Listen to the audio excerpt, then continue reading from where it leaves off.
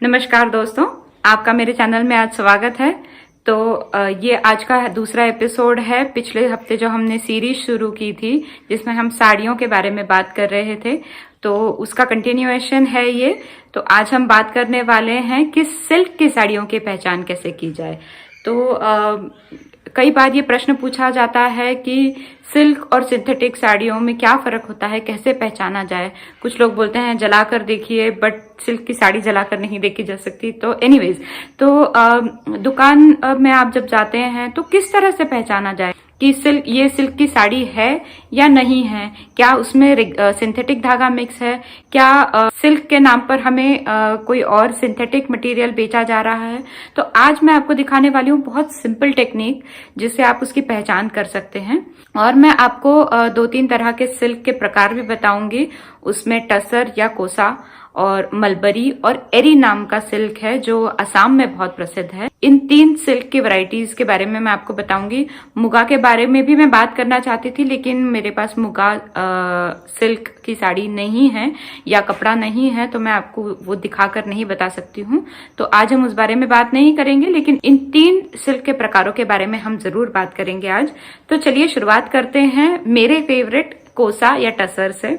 मुझे कोसा की साड़ियां बहुत पसंद हैं। मैं मानती हूँ कि कोसा बहुत बिगनर फ्रेंडली सिल्क है, जो बहुत सॉफ्ट या सरकने वाला सिल्क नहीं होता है। कई बार हम सिंथेटिक साड़ियां या हेवी साड़ियां पहनने की कोशिश करते हैं जो सरक जाती हैं, लेकिन कोसा का वैसा नहीं है। बहुत हल्की होती हैं साड़ियां, चिकनी नहीं होती हैं और इस कारण से वो पहनने में बहुत आसान होती है। तो आज जो मैंने साड़ी पहनी है वो भी मेरी फेवरेट साड़ी है, कोसा की साड़ी है। ये मैंने मध्य प्रदेश से खरीदी थी। तो ये साड़ी कुछ इस तरह की दिखती है। ये उसकी पिछली बाजू है और आगे से वो साड़ी इस तरह से दिखती है। ये प्रिंटेड है साड़ी। जैसा कि ज्यादातर लोग जानते हैं कि अगर प्रिंटेड साड़ी है तो आप उसे पलटा कर देखेंगे तो उस दोनों तरफ से वो साड़ी एक जैसी नहीं दिखती है।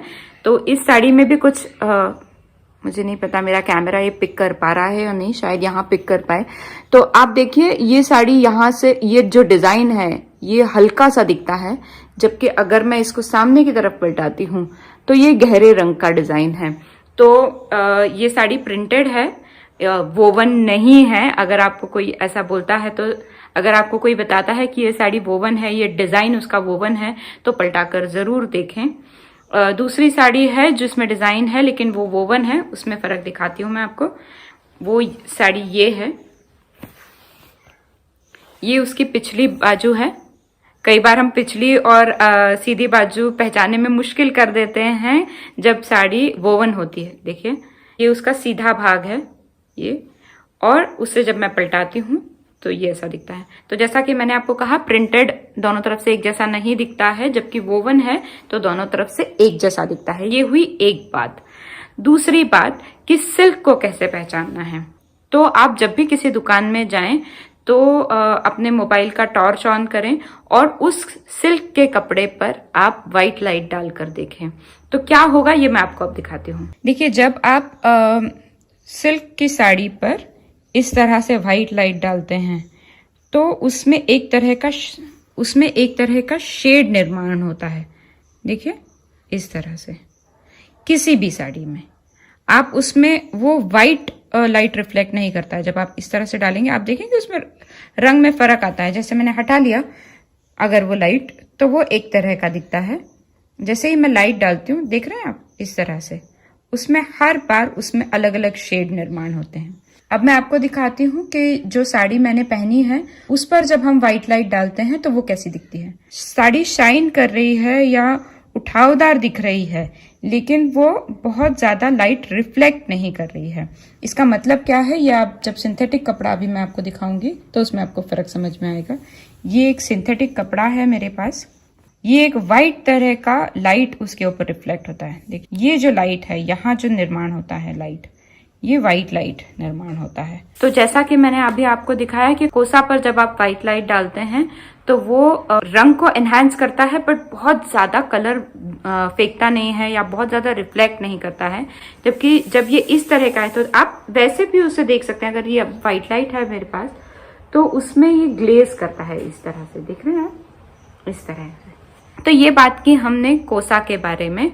अब सिंथेटिक मटेरियल तो यही रहेगा, लेकिन हम बात करेंगे मलबरी के बारे में, ताकि आप कंपेयर कर सकें, क्योंकि मलबरी काफी शाइनिंग होता है। तो आप कहेंगे कि ये तो ठीक है, कोसा बहुत ज्यादा शाइन नहीं करता है, काफी मैट होता है, इसे समझना फिर भी आसान है, ऐसा आप कह सकते हैं। लेकिन मलबरी का क्या, मलबरी में मैं आपको दिखाती हूँ। ये मलबरी का दुपट्टा है मेरे पास। इसे भी जब आप व्हाइट लाइट में पकड़ेंगे,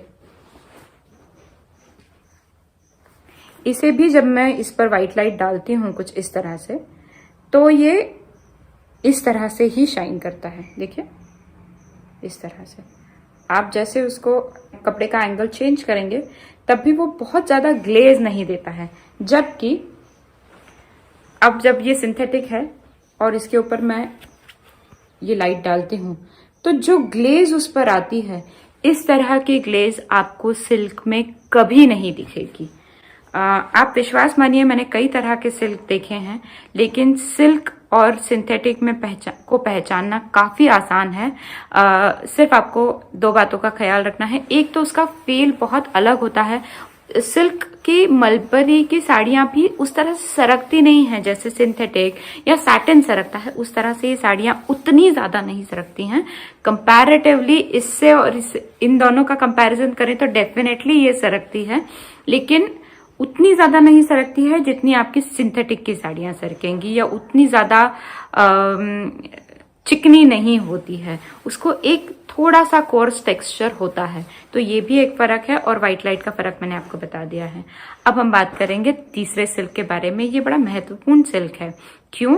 क्योंकि ये अहिंसा सिल्क माना जाता है। अब अहिंसा सिल्क का मतलब क्या होता है? अगर आप जानते हो कि सिल्क किस तरह से बनता है, अब आप समझ रहे होंगे मैं किस बारे में बात कर रही हूँ।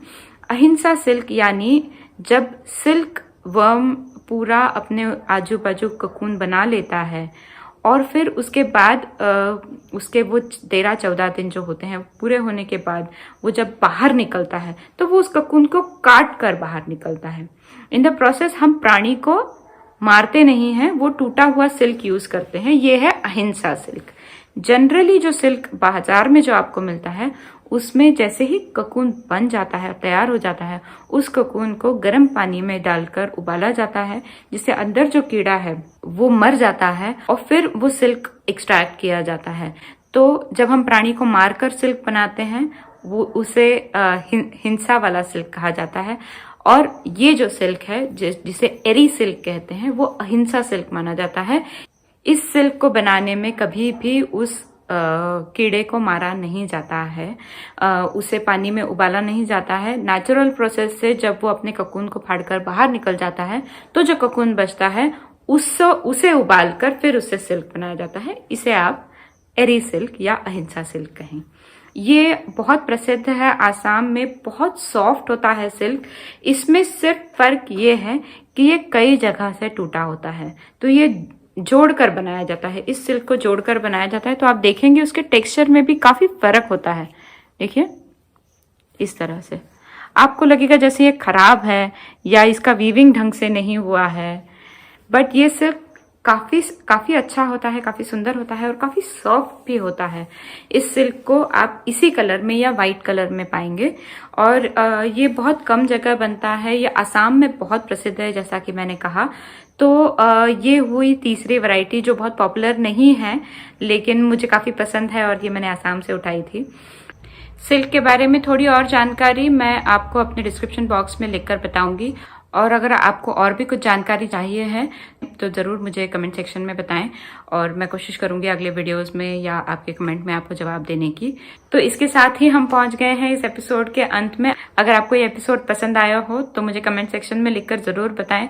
अपने प्रियजनों के साथ शेयर भी करें, ताकि वो भी समझें कि सिल्क की पहचान कैसे की जा सकती है। तो आज के लिए बस इतना ही। मिलते हैं अगले एपिसोड में, तब तक के लिए नमस्कार।